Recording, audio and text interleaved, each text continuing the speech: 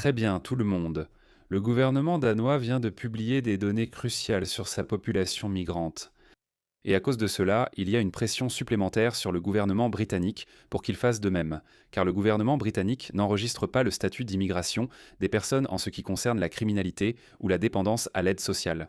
Regardez ceci. Les immigrés sont presque 3 fois plus susceptibles de commettre des crimes que les personnes nées dans le pays, selon les chiffres officiels du gouvernement danois. Quand le Parti travailliste publiera-t-il les chiffres britanniques? Analysons cela. Vous êtes prêts? C'est horrible. Donc, la référence, c'est ce que font les Danois de souche. La Roumanie, un peu plus élevée, probablement environ 2 fois plus. Vous avez 2 fois plus de chances de commettre Euh, un viol. Le Pakistan est en fait très bas dans ce classement. Pas mal, bien joué les Pakistanais. Fiers de vous. Bon, c'est quand même 5 fois plus élevé qu'un Danois moyen. Regardez ça. Turquie, Iran, Maroc, Irak, les suspects habituels. Afghanistan, Palestine, Syrie et Somalie, presque 20 fois plus susceptibles de commettre un viol que n'importe qui d'autre. Regardez ça. Et il n'y a pas que le viol. Les Somaliens, 20 fois plus susceptibles de commettre un viol. Agression contre les agents publics, la Somalie encore une fois en tête de liste. Éthiopiens, Ougandais, Tunisiens, Palestiniens, tentative d'homicide. 27 fois plus susceptibles chantage. Oh, les Palestiniens, oui bien sûr, ils ont beaucoup d'expérience. Somalie, ex-Yougoslavie, cambriolage, Palestine. Oh mon Dieu, regardez-moi ça. Qu'est-ce que tu as retiré de ton empathie pour la cause palestinienne, hein? Qu'est-ce que tu as eu? Falsification. Je suis vraiment surpris en fait. Fraude, Somalie. Tu n'es pas du tout surpris par ça. Toutes les fraudes aux aides sociales aux États-Unis, les Somaliens sont en tête du classement. Agression grave, encore les Somaliens. Attouchement. Oh, la Somalie est bien plus bas sur cette liste.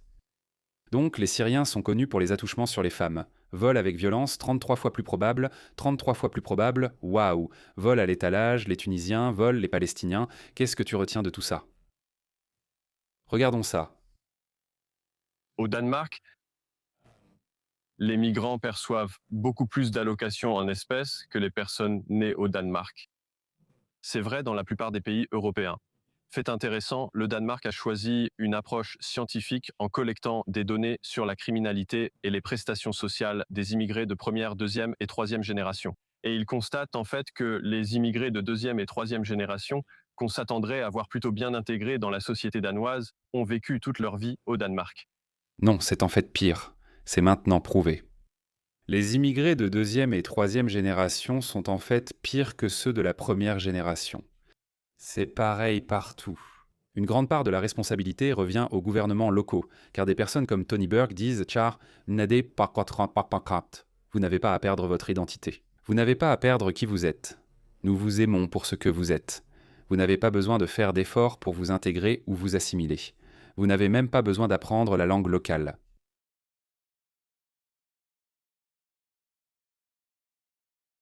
Le concept de l'immigration, c'est que les gens, lorsqu'ils viennent en Australie, veulent faire partie de la société australienne. C'est ce que les gens veulent. Et je n'ai jamais accepté le mot assimilation. Je ne veux pas que les gens perdent qui ils sont. Le mot intégration est utilisé dans le dialogue multiculturel depuis très longtemps.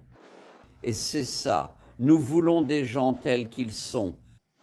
Je n'ai jamais adhéré à ce concept de melting pot où toute ton identité est censée être dissoute. C'est le résultat. Ils touchent en fait plus d'aides sociales que les immigrés de première génération. Et ils ont en fait aussi des taux de criminalité plus élevés. Je veux dire, la statistique qui ressort, c'est que les immigrés de deuxième et troisième génération ont un taux de meurtre qui est 805% supérieur à celui de la population autochtone et environ le double, disons, de la génération de leurs parents. Donc toute la promesse du multiculturalisme et de l'immigration de masse, c'est que vous pouvez accueillir des personnes venant de cultures radicalement différentes, de milieux radicalement différents. Si vous leur présentez simplement les valeurs occidentales, elles seront irrésistibles. Ils deviendront des occidentaux interchangeables. Ça n'a pas fonctionné. Et de plus en plus, on voit une prise de conscience de cela, venant d'endroits où on ne s'y attendait pas auparavant. Vous savez, des gouvernements de gauche, des gouvernements centristes à travers l'Europe. David Cameron a dit que le multiculturalisme était un échec. Angela Merkel a reconnu que c'était un échec. Récemment, en Suède, ils ont un énorme problème de violence lié aux gangs. Et selon un rapport de la police suédoise, 95% des auteurs de violences liées aux gangs sont d'origine non occidentale. Dans des pays comme la France, la collecte de données ethniques sur la criminalité ou l'aide sociale est strictement interdite. Ce qui était intéressant avec le Danemark, c'est qu'ils ont effectivement fait une distinction entre origine occidentale et origine non occidentale. Et il y a eu aussi récemment quelques études économiques à ce sujet. Et encore une fois, il y a vraiment, vous savez, une différence catégorique. Il y a eu 2 études là-dessus, une au Danemark et une aux Pays-Bas. Et il a été constaté que, en fait, les immigrés occidentaux dans ces pays ont un bilan économique net positif. Mais les immigrés non occidentaux, je crois que Michael McCarthy l'a même mentionné dans votre émission, ils sont parfois dans cette tendance, parfois avec des montants à 6 chiffres. Le Danemark a constaté que les enfants d'immigrés non occidentaux de deuxième et troisième génération représentent la plus lourde charge nette pour l'État-providence. Et c'est un schéma qui se répète partout en Europe. C'est pourquoi dans des endroits traditionnellement très à gauche comme la Suède, on a vu en 2022 leur Premier ministre, qui est le chef du Parti social-démocrate, ayant en quelque sorte créé l'État-providence suédois, a déclaré que l'immigration de masse avait créé des sociétés parallèles. Donc quand j'observe l'ensemble du continent, on constate une prise de conscience des problèmes liés à cette politique. Et l'idée que si nous adoptons simplement une position se voulant aveugle à la couleur de peau, si nous faisons comme si ces réalités n'existaient pas, alors, vous savez, encore une fois, comme par magie, les gens vont simplement, vous savez, endosser une nouvelle culture. Et nous verrons un changement total de ces schémas. Et ce que je dis de ce point de vue, c'est que non, les institutions sont ce qu'elles sont à cause des personnes qui les ont construites.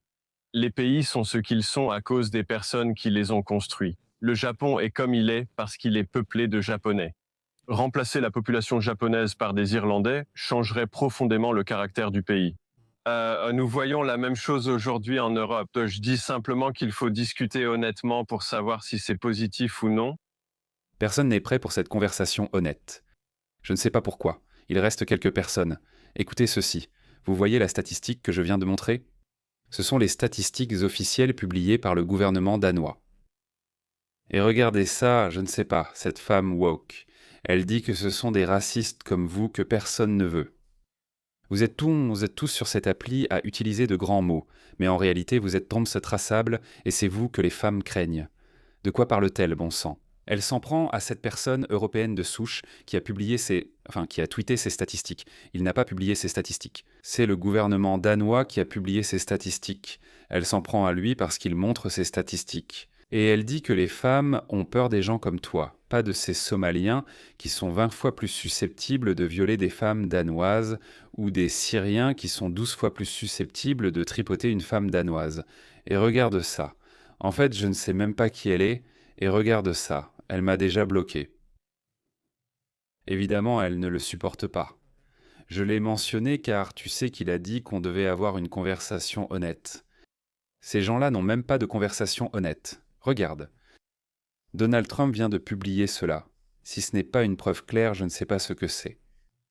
Contribution d'un immigré sur l'ensemble de sa vie. Si vous êtes nord-américain, par exemple citoyen des États-Unis ou du Canada, vous allez contribuer à hauteur d'un demi-million de dollars à l'État, au Trésor américain. Pour les Scandinaves, c'est aussi près d'un demi-million. Océanie, comme l'Australie, un peu moins d'un demi-million. Japon, 525 000, un demi-million. Royaume-Uni.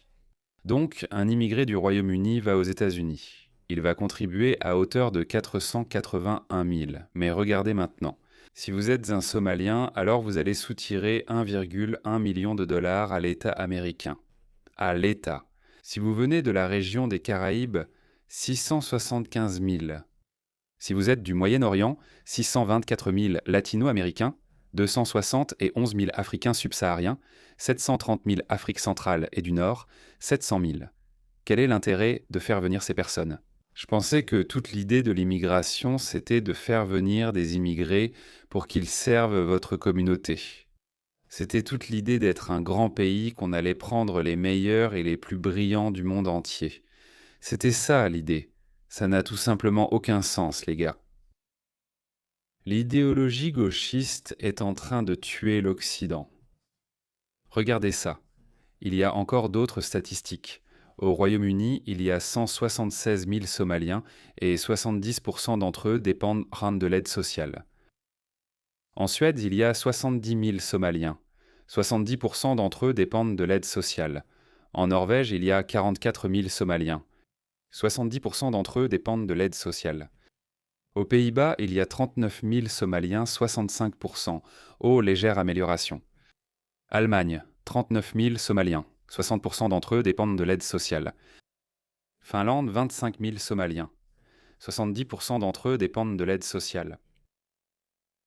Quel est l'intérêt de faire venir ces personnes? Quel est l'intérêt, les gars? Je pense que l'Europe doit simplement se réveiller et dire « Écoutez, désolé, on a essayé le multiculturalisme. On a essayé d'être humain avec tous, mais ça ne marche pas. Ce n'est pas seulement une question de gentillesse, d'humanité ou de cruauté, c'est juste un modèle non viable. On ne peut pas survivre ainsi.